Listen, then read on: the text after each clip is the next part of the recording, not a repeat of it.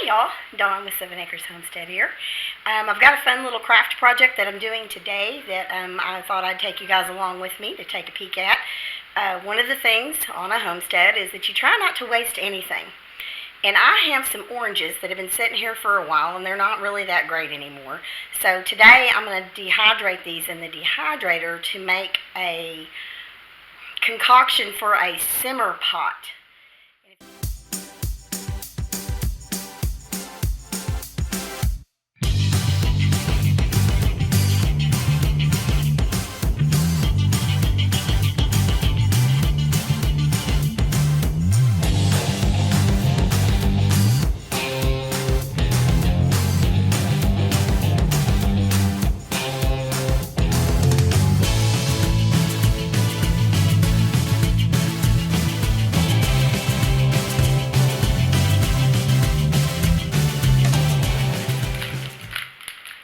So as you guys can see, I've got some of these oranges that have been sitting here for a little while and have not been eaten. And they're a little dried up, but they smell amazing still. Like they've got this just wonderful orangey aroma to them, and I don't want to just waste them. I could throw them out to the chickens, I believe. I haven't really looked that up to see if that's something that they can eat or not. I believe they can. Might try looking it up before you do it, so just don't go on my advice. But what I'm doing is I'm slicing these into fairly thin pieces, and I'm going to go ahead and put all these on my drying rack, and then I'm going to get it into my dehydrator.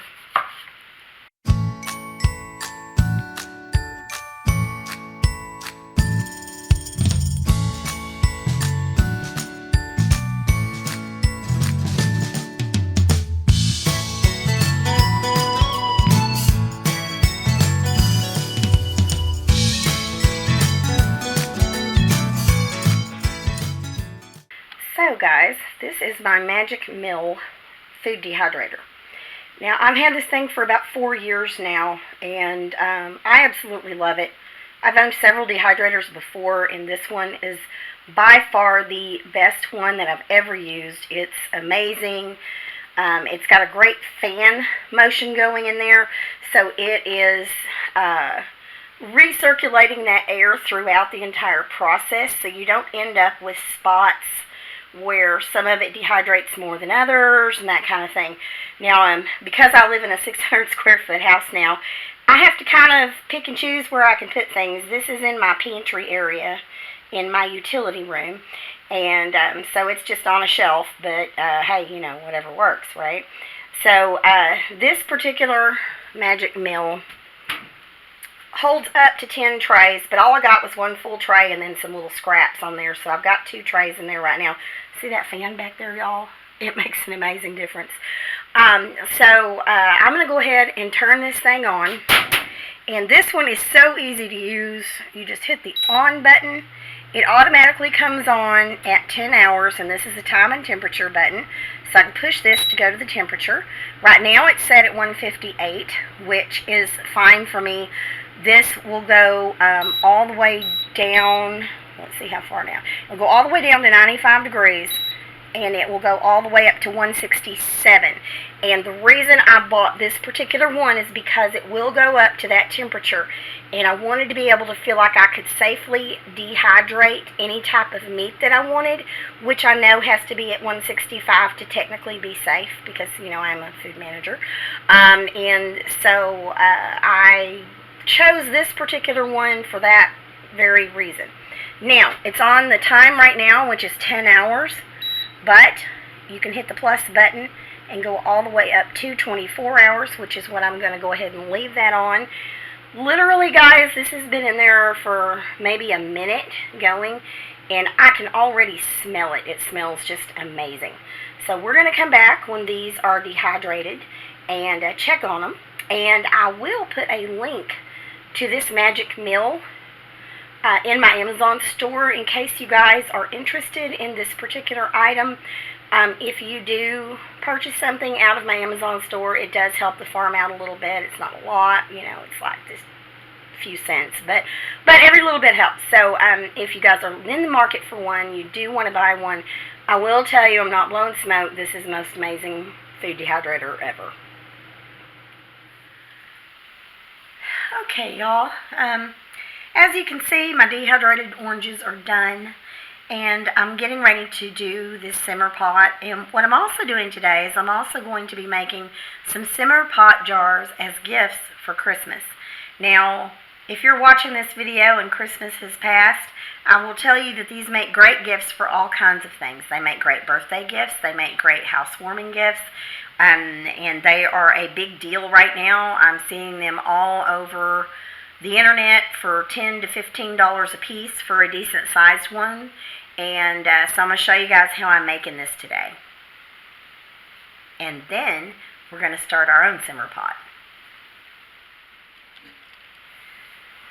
Okay, so here are the things that I'm going to use for my simmer pot jars. I have the dried oranges that I did in my dehydrator. I also have dried cranberries here.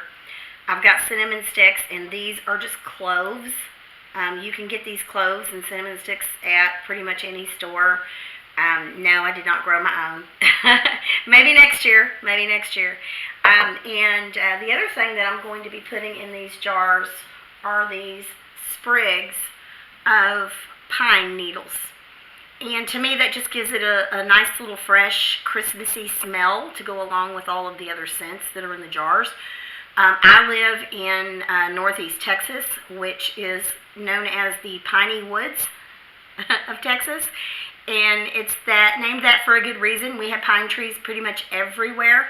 So I harvest these pine needles because I make my own pine needle tea, which is really, really, really good for you. So I have tons of these dried pine needles laying around. So that is another thing that I'm going to use. So what I want to do with these jars, since I'm making these as a gift, I'm using these smooth jars that don't have any writing on them. These are ball jars or cur jars, I think. These are ball jars. So these are ball jars, but they're the kind with a smooth outside on them. You can get them with the ball logo on it. It doesn't matter. You can use pretty much any kind of jar you want to for this. In fact, it doesn't even have to be a canning jar.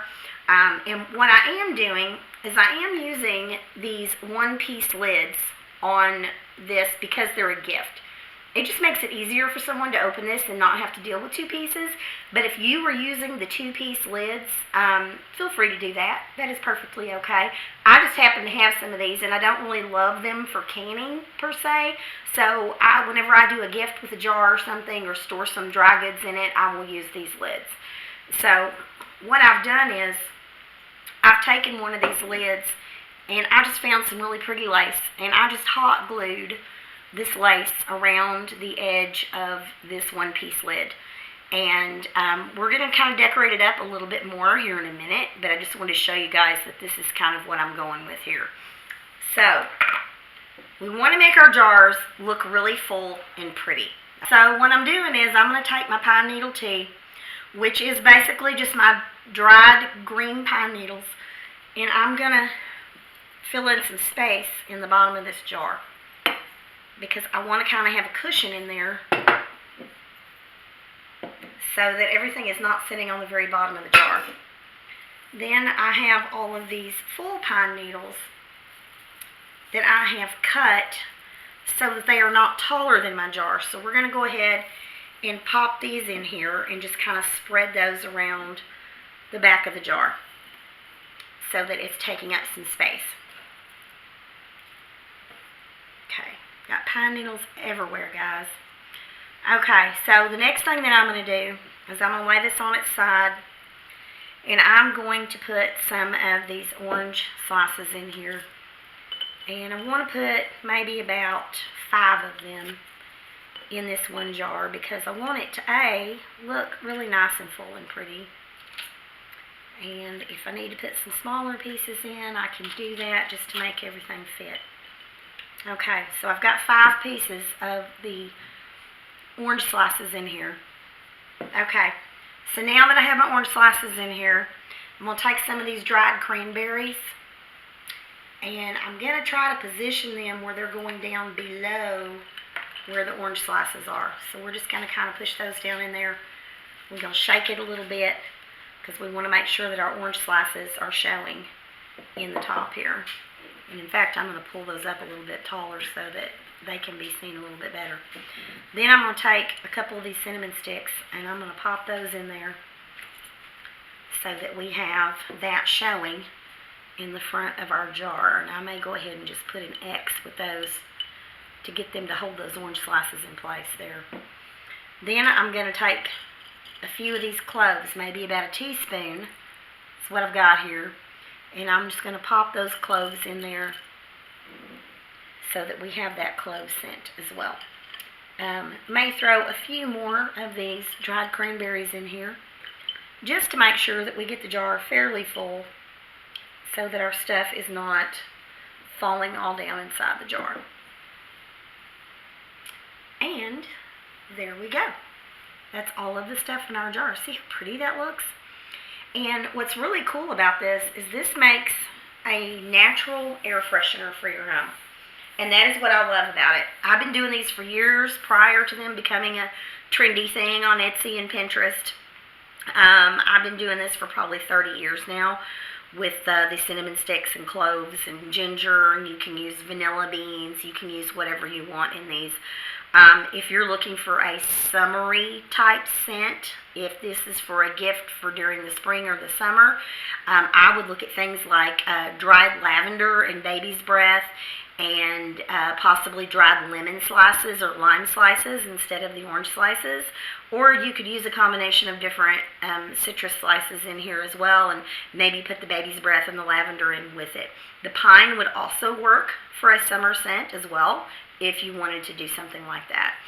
So the next thing I'm going to do is I'm going to take my pretty little lacy lid here, and I'm going to push all this down, and we're going to go ahead, I'm going to tilt it on its side while I put this lid on, and we're going to go ahead and tighten that and get that on there. Now, this is going to kind of keep all these smells incorporated in this jar until somebody is ready to dump this in the liquid. I do want to come back and add a little bit more embellishment to this particular jar.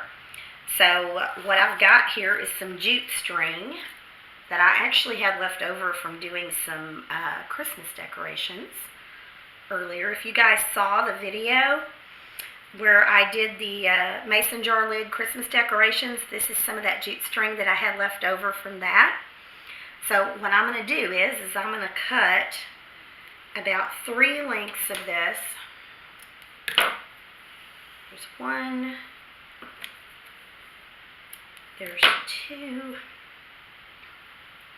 going to do 1 more, I'll do a 3rd section of jute string here.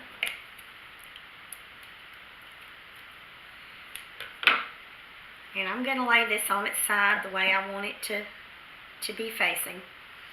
And I'm going to put this jute string around the outside of my lace. And I'm going to tie it on here. Tie it on there as tight as I can get it.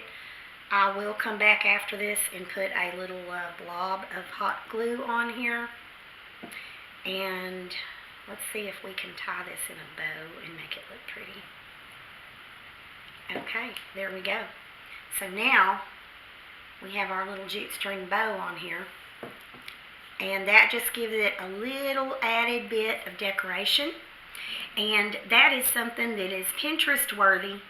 You definitely wouldn't be ashamed to give this as a gift. What I'm doing is I am putting 2 of these jars into a gift bag for our White Elephant gift exchange. We're having 2 of those this year. We have one family member that does Christmas Eve, and that's my oldest son. We're doing that at his house. My youngest daughter's doing Christmas brunch at her house on Christmas morning. So I will make actually 4 of these and put 2 in a bag, and that will be a gift for both places that we go. So the next thing I'm going to do is I'm going to show you guys how I actually use this in my simmer pot. Okay, y'all.